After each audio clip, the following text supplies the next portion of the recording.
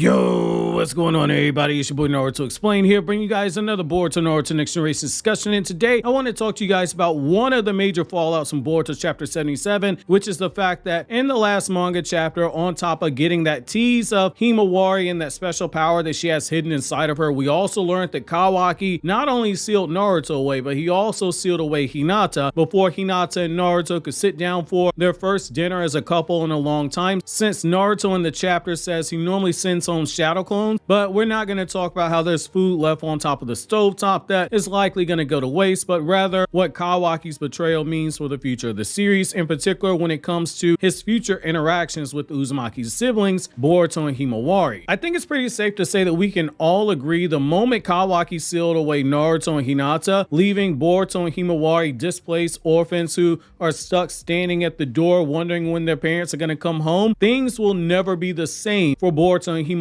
and Kawaki moving forward. We can all agree to that. There are lines that you just don't cross, and this happens to be one of them, but given Boruto and Himawari are the two people from Boruto's generation who Kawaki has bonded with the most, this is gonna sting worse than we can ever imagine. However, the benefit to all of this is that Kawaki sealing away Naruto and Hinata might very well be the thing that leads to Himawari deciding to become a ninja, and we just happen to be heading into a time skip, and the idea of a Boruto and Himawari versus Kawaki showdown, it doesn't seem that crazy. Right now in the manga, Himawari is still in the same place as she was following the academy arc in the anime, where she was undecided if she wanted to become a ninja or not, despite the fact that she's shown a very strong talent for being a shinobi. And Damon's line about her power, it might indicate that she has an even stronger Byakugan than her mother, who right now has the strongest Byakugan in the history of the Earth-based Hyuga clan. It would be a huge waste for her not to become a shinobi. Up until this point, I always took the side of the argument that it made more sense for Naruto's two children to have one child be a shinobi and the other one choose not to be one, because it represents the fact that in this era of peace where ninja aren't needed as much due to the number of missions being less than normal, it just made sense symbolically. However, right now Himawari has the one thing that she's never had before, which is she has direct motivation and stimulation to become a shinobi. During the academy arc for Himawari, you got the sense that she was only going through the motions at the academy, having fun with her friends where she could, because it was something expected of her. After all, her father saved the world multiple times over, and genetically she's got the best genes that anyone could ask for if they were making their own custom created shinobi on Shinobi Strikers. Just as Boruto felt it was expected of him, and for the longest time he didn't have a reason to become a shinobi, to the point where he didn't even have a nindo, i.e. a ninja way. It's similar for Himawari when you think about it. Losing Naruto and Hinata could very well be that extra push that moves her towards it. In fact, there's another domino that hasn't fallen yet that is going to push Himawari to become a ninja and join Boruto in that fight with Kawaki to rescue their parents. Right now, Kawaki killing Boruto is still considered to be classified information that has not been told to the public or even told to most Konoha shinobi. Sasuke revealed there's still people in the village who don't trust Kawaki, and there's a growing distrust for Kawaki, something that Shikadai confirmed for Kawaki many chapters ago, and we saw in the manga how people were looking at Kawaki crazy when he was in the store. It's more than just proving Jigen right, that Kawaki will never be accepted in Konoha in a true fashion, and he's only being kept there because he provides value to Konoha. Once this information comes out, it's going to be a domino effect that absolutely changes everything in a huge way. Up until now, the idea that Kawaki killing Boruto would be revealed by Ada or Code, especially if Code were to say attack the village and be accused of killing Boruto, and he says, wait a second, I didn't do that. But right now, that seemed like it was going to be likely. However, right now, given Kawaki sealed away Naruto, it's a crisis level event, and given he's targeting Boruto, there's a chance that Shikamaru slips up when he's in communication with the others. He's already set the line about Naruto's reaction to seeing Boruto dead, though it appears as if he was only linked to Kawaki during that point in time, but the Chekhov's gun might very well still be Sumire, who heard Kawaki say that he killed Boruto, and she's been thinking back on that conversation ever since then, and that's not done by mistake. Once word reaches her that Kawaki sealed away Naruto, either she or Shikamaru, they're the ones I believe are gonna let it slip that Kawaki killed Boruto in the past under the guise that he's gone too far this time. That information is going to make its way to Himawari at some point, likely after there's a manhunt for Kawaki now that he's basically committed an act of treason by sealing away the Hokage. Irregardless of his reasoning for doing so, it's still gonna be viewed as an act of treason and betrayal, and he he likely ends up fighting Boruto again. It's going to dawn upon Himawari that she came dangerously close to losing not just her parents, but also her big brother, her nuclear family. Her mother, her father, and her brother might have been wiped out or taken away from her in the span of a few days if things had played out differently. That feeling of helplessness is going to be a huge motivator, especially after Kawaki bodies Mitsuki and Sarada and likely gives Boruto that scar over his eye. That scar on Boruto's face is going to be a daily reminder of how close Himawari came to losing everything. It becomes even worse if Momoshiki takes over Boruto's body because she directly asked her mother if she'd be worried if Himawari became a ninja specifically to help out Boruto. If she sees that Boruto came close to losing himself to Momoshiki because Boruto gave up on the will to live and Momoshiki took over his body for an extended period of time, that's just going to further be motivation for her to assist Boruto by becoming a ninja. Just as Boruto aims to support the Hokage, Himawari might very well use assisting Boruto as one of her motivating factors in becoming a shinobi, because it's already been a factor in her decision making where she's moved closer to becoming a shinobi. It's important not to downplay the effects that a sibling can have on the growth of a shinobi in the Naruto world. We've seen it multiple times over where it causes one sibling to push forward and break through walls at the same rate that they would have done if it would have been someone that they had a rivalry effect with. Madara and Izuna were considered for a time to be equals, with Madara taking that massive leap forward by the time he acquired the Eternal Mangekyo Sharingan for obvious reasons. Mangekyo to Eternal Mangekyo Sharingan is a huge boost in power. However, Madara and Izuna, they train competitively with one another, pushing each other to become stronger. Tobirama was likely pushed to become stronger in order to assist his brother Hashirama, but that's speculation for Tobirama. But what we do know for a fact is that Sasuke, even before the Uchiha massacre happened, he was pushing himself to become stronger due to Itachi's presence. While Sasuke took a long time to eventually surpass his brother in power, we've seen other instances like with Hanabi, where Hanabi was stated to be stronger than Hinata for a time period, despite Hanabi being 5 years younger than Hinata. Though it's worth noting, there is anime filler that shows Hinata pull punches against Hanabi during that time that her father didn't notice, and in the Boruto era, Hinata is strong enough that she's outright bodied Hanabi in their brief fight in the Naruto Parent and Child A novel, which did not get adapted because they cut that scene out the anime version. When they were fighting, the moment that Hinata got serious, she just outright dog-walked Hanabi. There's something to that sibling effect where that power-up can come, and if Himawari has that potential that she's been hinting at having, primarily that it wasn't a gag moment when she shut down Naruto's chakra points and disconnected him from Kurama, that handy-dandy shonen time skip is going to come with that huge power creep of the level of, say, Piccolo leveling up in 3 years in Dragon Ball to a power level rivaling what we saw previously from Super Saiyans in the series, which is insane when you consider Piccolo went from having a power level just over 1 million to rivaling the power of a Super Saiyan. That's a sign of what a rival effect can do, given that Goku and Piccolo are former rivals. When you combine that they trained together during that time skip, it explains why Piccolo got as strong as he did. Himawari running after the back of her brother is going to lead to a power creep, and it's not by mistake that she was stated to have a hidden power, and she also happens to have the one thing that comes in handy if she does become strong enough to assist Boruto in a fight with Kawaki later on, which is she has a dojutsu, the Byakugan. If Sasuke's Sharingan was able to see exactly where Jigen was, even after Jigen erased his chakra signature, Himawari's Byakugan would be able to do the same thing, and if there was something special about her Byakugan like people are speculating, that's all the more reason to have her there. When it comes to releasing their parents, Himawari and Boruto both have a role to play in this, or rather they both need to have a role to play in this. They're the ones who narratively have the most payoff for this scene occurring, and it explains why the anime went out of its way to have so many moments with Himawari and Kawaki, to the point where she arguably has the second strongest bond with Kawaki out their entire generation, with her being second only to Boruto. That being said, in the time skip when Boruto versus Kawaki happens, she's nowhere to be seen. So for all we know, Kawaki might have just blown off her head, but I digress though. Even though we have a clearer picture of what led to that scene, there's a lot that we don't know right now. But it does bring up the question I have for you guys, which is, do you think there's anyone other than Boruto and Himawari who deserve to be the ones who force and convince Kawaki in the future to release Naruto and Hinata? And if so, who should that character be? While you think that over, click here to watch this video for my KRYPTONIAN SAIYAN channel while I discuss other anime, or click here for this Naruto Explained video.